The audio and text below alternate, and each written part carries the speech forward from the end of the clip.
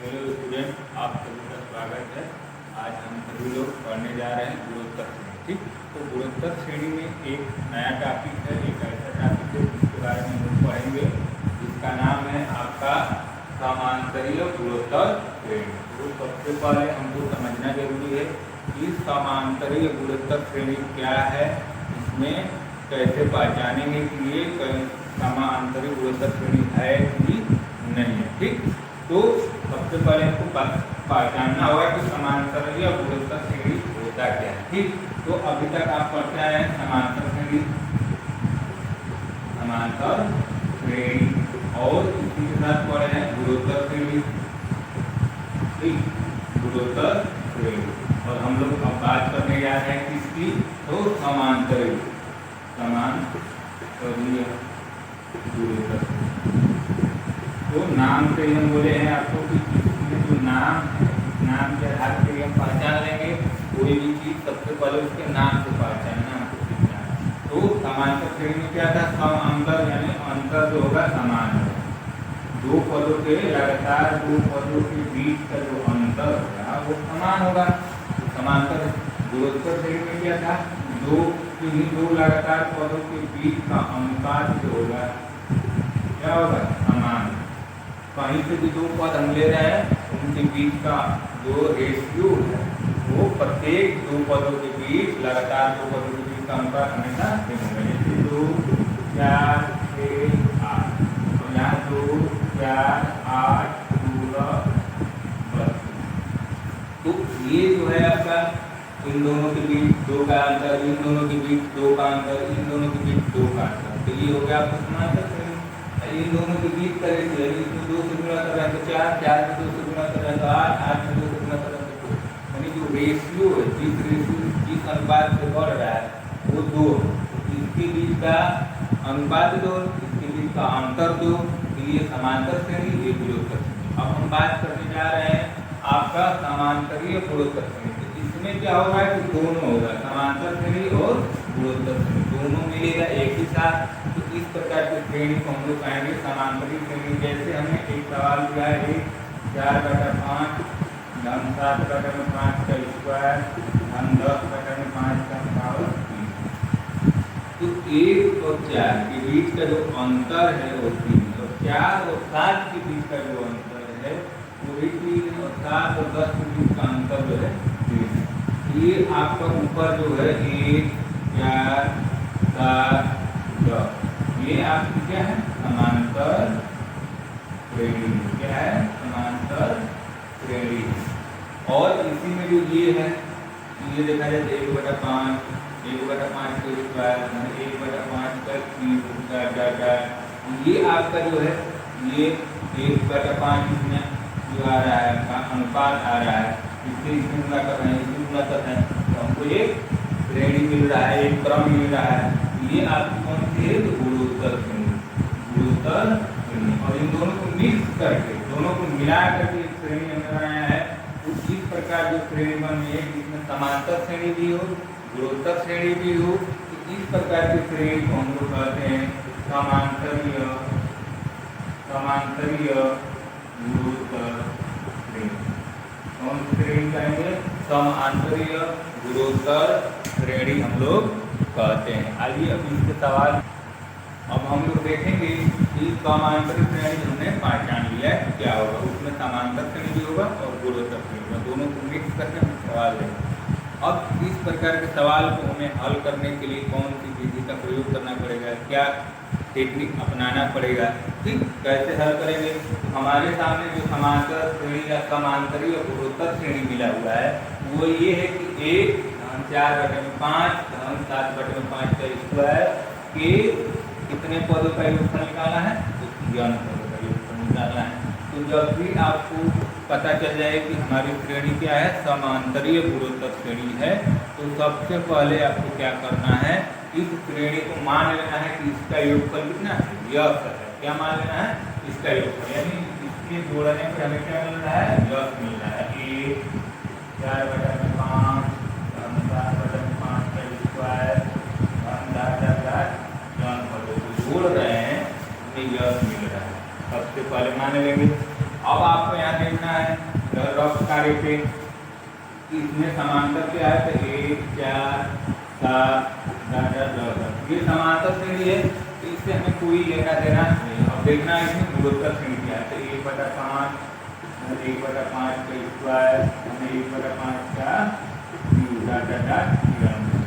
देखिए 1/5 1/5 का स्क्वायर या 1/5 का 3 आएगा कि नहीं है, आएगा ना। तो हमको सबसे पहले क्या देखना है, इसमें समांतर श्रेणी क्या है और गुणोत्तर श्रेणी क्या है। अब हमको समांतर श्रेणी लेना है, गुणोत्तर श्रेणी को देखना है। गुणोत्तर श्रेणी हमने देखा कि नहीं देखा।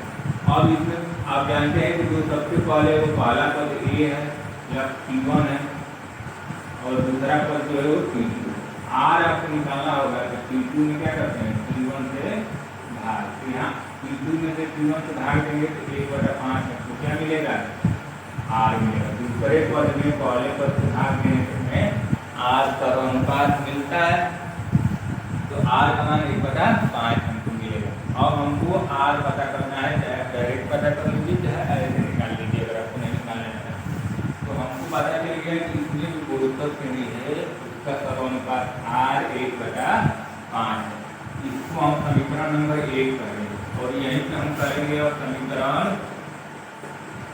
1 में r बराबर 1/5 से गुणा क्या कर देंगे, गुणा कर देंगे, ठीक ना। कर समझने क्या चाहिए, हम क्या करेंगे, गुणा कर देंगे। तो यहाँ 1/5 से गुणा करेंगे तो 1/5 गुणे 10 हो जाएगा नहीं, बराबर है तो बराबर। अब यहाँ 1 में 1/5 से गुणा करेंगे तो 1/5, यहाँ करेंगे तो 4/5 का स्क्वायर, यहाँ करेंगे तो 7/5 का पावर 3 प्लस आगे अगर 10 है तो 10 5 का पावर 3 होता है, यहाँ 4 और आपको पता करना होगा कि यहाँ पे यौन पद आ रहा होगा, क्या आ रहा होगा, यौन पद आ रहा होगा। तो एक समस्या ये भी है आपकी कि अब यहाँ पे यौन पद क्या है, कैसे पता करेंगे। अब आएंगे हम समांतर श्रेणी वाले, तो हमारे पास ये समांतर श्रेणी है 1 4 7 10, 1 4 7 10 और इसमें कितने पद हैं, यौन पद, कितने पद हैं, यौन पद। क्योंकि ज्ञान पदों का योग निकालना है, अभी आगे पढ़ेंगे अनंत पद का, तो वहाँ अनंत पद। तो हमें जो समांतर श्रेणी मिली है, क्या मिली है, समांतर श्रेणी। समांतर श्रेणी क्या, नवा पद Pn का पद आप जानते हैं क्या होता है, प्रथम पद n-1 इंटू डी। तो अब इसमें पहला पद आपको पता है, a का मान कितना है 1 और d का मान 4 में से घटाएंगे 3, यहाँ रखेंगे 1 -1 d का मान 3, 1 3 से गुणा करेंगे 3n माइनस और 3n -3 में 1 जोड़ेंगे -2। ये आपका कौन सा पद है, Pn, कौन सा पद है, Pn। इस श्रेणी में ऐसे बढ़ते हुए आएंगे तो n नंबर पे कौन सा पद आएगा, 3n -2 और बटे में 5 के पावर कितना हो जाएगा, n, कितना आ जाएगा, 5 के पावर n हो जाएगा, ये 1 है, ये 2 है, ये 3 है, ये 4 है, तो नवा पद पे 5 के पावर n हो जाएगा। ये हो गई आपकी समीकरण नंबर 2। तो आपने समझा है, सबसे पहले हमें कोई भी समांतरी समीकरण या समांतरी गुणोत्तर श्रेणी हमको देता है तो सबसे पहले आपको क्या करना है, उसे यश मान लेना है कि उसका योगफल यश आता है, यश को समीकरण नंबर 1 मानेंगे। अब हमको इस श्रेणी में से समांतर श्रेणी और गुणोत्तर श्रेणी को अलग अलग लिख देना है। उसके बाद गुणोत्तर श्रेणी को देखना है, इसका आर निकालना है, क्या निकालना है, आर। और समांतर श्रेणी से हमें इसका nवा पद निकाल लेना है, जो कि आप पहले पद में Pn बराबर 1 + n - 1 इंटू ये रखेंगे तो Pn का मान निकलेगा 3n - 2। अब यहाँ से r और Pn निकालने के बाद हम आएंगे तो इस समीकरण नंबर 1 में जो r आया है उससे हम गुणा करेंगे, तो गुणा करेंगे ऐसे जाएंगे तो nवा पद पे हमें पता नहीं है क्या है, nवा हम निकाल चुके हैं 3n - इसमें भाग दे देंगे 5 के पावर n। ये समीकरण 2 और 1 हो गया। अब जब दोनों समीकरण मिल जाता है तो आपको करना है समीकरण, आपको क्या करना है, समीकरण 2 में से समीकरण 1 को घटा देना। किसको घटा देना है? 1 को घटा देना है ना। समीकरण 1 को घटा देना है। यहाँ से घटाएंगे यह, अब ये लिखेंगे 1 समीकरण 2 और 1 बन गया है। आपको घटाना है समीकरण 1 में से 2। समीकरण 1 में से समीकरण 2 को घटाना है। समीकरण 1 में से समीकरण 2 को घटाना है। समीकरण 1 हमारा क्या है? ये है समीकरण 2 ये। ठीक, तो अब आपको समीकरण 1 लिखना है। यह बराबर 1 धन 4 बटा में 5 धन 7 बटा में 5 के स्क्वायर धन 7 बटा यह। अब इसको लिखना है यह बटा में 8। अब यहाँ ध्यान देना है 1 बटा 5 है तो 1 बटा 5 की लीजिए। 1 4 बटा 5 के स्क्वायर है तो स्क्वायर वाला 7 बटा 5 की क्यूब है तो ये ऐसे आएगा। ठीक, ये कहाँ तक आएगा? ये वाली और आपको घटाते समय बहुत अच्छी तरह से ध्यान देना है। घटाते समय बहुत अच्छे से ध्यान देना है कि यहाँ 1 के नीचे कुछ भी नहीं घटाना है, ठीक ना। क्योंकि 1 बटा 5 इसमें जो है इस वाले के नीचे से घटाना है। ये 5 के स्क्वायर है तो 5 के स्क्वायर और 5 के क्यूब है। यहाँ से एक स्टेप आगे हो गए हैं तो लास्ट में घटाते घटाते जाएंगे तो लास्ट वाला स्टेप बचेगा कि नहीं बचेगा? समझिए, हम कह रहे हैं 1 2 3 4 और 5 ये ऐसे जोड़ दिया गया है। हमने इसमें क्या किया? 2 से गुना कर दिया। यहाँ 2 हो गया, यहाँ 4 हो गया, यहाँ 2 हो गया, फिर 4 हो गया, फिर ये 6 हो गया, फिर ये 8 हो गया, फिर ये 10 हो गया। ऐसे हो गया और हमने एक स्टेप छोड़ दिया, एक के नीचे छोड़ दिया और ऐसे किया। इसके नीचे ये, इसके नीचे ये, इसके नीचे ये, इसके नीचे यहाँ एक छोड़ेंगे तो यहाँ भी एक बच जाएगा। इसी प्रकार से जब हम यहाँ 1 के नीचे ना लिखे 1 बटा 4 बटा 5 के नीचे 1 बटा 5 लिखते हैं तो ऐसे लास्ट में ये और ऐसे बचेगा। अब इसको घटाने में बताएं सारा चीज क्या हो जाता है? बदल जाता है। हम घटाएंगे तो यहाँ से यह कॉमन है, ऊपर से 1 माइनस 1 बटा में 5 और बाहर यह हो गया बराबर 1 में कितने घटाना है? 1। अब यहाँ देखिए 1 का 5 और इसका 5 दोनों में 2 और है सेम है, डायरेक्ट घटेगा। 4 में से घटाएंगे तो 3 बटा में 5 प्लस यहाँ 7 में से 4 घटाएंगे तो 3 बटा में 5 का स्क्वायर। यहाँ 10 बटा में 5 का और 3 होगा तो 10 में 7 जाएगा, 3 बटा में 5 का और 3। ऐसे सब घटता घटता आ जाएगा तो लास्ट में ये नहीं घटेगा, ये बचा रहेगा। तो ये पूरी माइनस यहाँ तक किसी को कोई समस्या नहीं होना चाहिए। हमने समीकरण बनाया है, पहला कैसे बना, दूसरा कैसे बना, उसके बाद पहले में से दूसरे को क्या कर देना है? हटा देना है। तो समीकरण हमने 1 में से 2 को जब घटाया तो हमें मिला क्या है?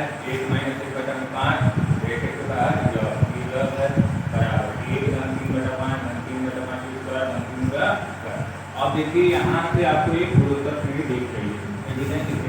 अब हम क्या करेंगे? इसके आगे यहाँ 1 है और यहाँ 3 बटा 5 आप कामन लेंगे तो कामन लेंगे तो यहाँ रुकेगा 1, यहाँ रुकेगा 1 बटा में 5 1 बटा में 5 का स्क्वायर। अब एक चीज ध्यान दीजिए, 1 से लेके यहाँ तक कितने पद हैं? n पद। कितने पद हैं यहाँ से लेके यहाँ तक n पद। हमने 1 को बाहर कर दिया और बाकी को ले लिया यहाँ से। अब यहाँ से कितने पद बढ़ेंगे? 1 पद कम हो गया है तो n माइनस 1। कितने पद बच जाएंगे?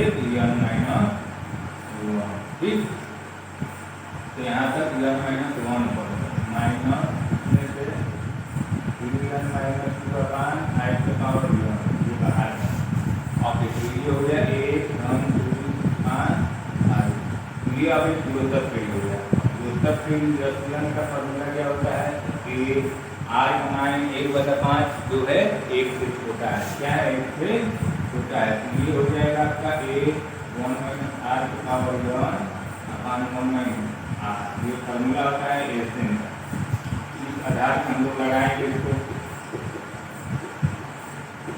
तो यहाँ से देखिए क्या हो जाएगा? 1 ये हो जाएगा 3 बटा 5 और यहाँ ए का मान 1 है तो 1 1 आर का मान 1/5 है और इसका पावर n माइनस 1, क्योंकि एक बाहर पर भी है तो कितने पद बचने हैं n माइनस 1, इसका पावर हो जाएगा आपका n माइनस 1 और इसका बटा हो जाएगा आपका 1 माइनस 1/5। अब यहाँ तक आप लोग नोट कर लीजिए वीडियो को रोक कर, इसके आगे हम तो ठीक ठीक। अब देखिए यहाँ पे आपका है 5 एकम 5, 5 में से 1 4, 4/5 होंगे ठीक। अब यहाँ से 1 हो गया, ये हो गया 3/5। यहाँ 1 टुकड़ा करेंगे कोई अंतर नहीं आने वाला है, अंतर बचे 1 माइनस 1/5 का पावर 11 माइनस, और यहाँ 5 एकम 5, 5 में से 1 क्या 4/5 और ये माइनस 3 माइनस 2 का पावर आई की पावर 1। अब यहाँ सरल करेंगे 1, ये 3/5 और ये 4/5 ऊपर लेके आ जाएगा 5/4, ये 1/1 आई की माइनस 1, ये कट गया, यहाँ हो गया 1 3/4 1 माइनस 1/5 आई की माइनस माइनस माइनस 2/5 यही आगे 2/5 आई। अब देखिए यहाँ जो है आपका 4/5 मिलेगा कि यहाँ तक आया है, हमको केवल इसका मान निकालना है, इसको इधर करेंगे और इसको इधर करेंगे तो ऊपर 4/5/4 में हो जाएगा 5/4 यहाँ पूरा होगा 5/4 में 3/4 अंदर मिला होगा एक बार इसमें मिला होगा, ये हो जाएगा आपका माइनस कितना मिला हो जाएगा 15/16 होंगे 1/5 माइनस। यहाँ भी इस वाले संख्या पूरा हो रहा है, इससे भी होगा ये हो जाएगा 4/5 और ऊपर 3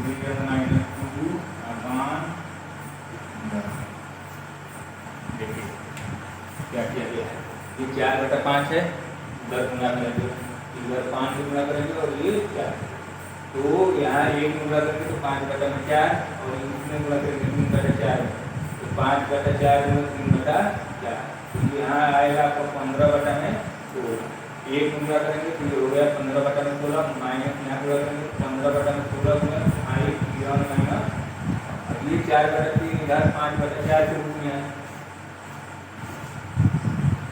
5/4 के रूप में यहाँ बोला होगा 5/4, ठीक है। इसमें करते हैं ये, अब इसको हल करना है, अब देखिए ये और ये इसमें एग्जाम लेंगे तो 16 हो जाएगा, कितना हो जाएगा 16 हो जाएगा, हो जाएगा कितना हो जाएगा, ये 16 है ये 4 16 हो गया। अब 4 से 3 करने 4 5 रुपये और 5 के माइनस, ये 15/16 रहेगा जाएगा और 1/5 माइनस, यहाँ देखिए ये 5 का पावर 1 है, ये 5 का पावर 1 है, ये नीचे जाएगा इसमें से घटेगा, तो ये 3 - 4 × 5 का पावर 1 हो जाएगा। तो यहाँ तक भी करके छोड़ देते हैं 20 15 आपका 35/16 अब इन दोनों में एलसीएम ले सकते हैं, अगर लेना है नहीं लेना है तब भी एलसीएम लेंगे माइनस यहाँ लीजिए 16 × 5 की पावर 11 -1, यहाँ 15 का 15 रह जाएगा और ये माइनस है। अब देखिए 4 से गुणा करेंगे 4 आ जाएगा, 4 से गुणा करेंगे तो 4 से 12 माइनस आपका प्लस हो जाएगा, ये माइनस तो 4 गुणेंगे 8 15 में घटाएंगे तो आपका जो फाइनल आंसर आ रहा है यहाँ पे लिखा है 35/16 प्लस है तो प्लस और -15 में से 8 घटाएंगे तो माइनस, और यहाँ भी माइनस आना रहेगा, यहाँ आपको बचेगा कितना 12 घटा में 16/5 ये आपका आंसर आएगा। तो इस तरह से आपको इन सवालों को हल करना है।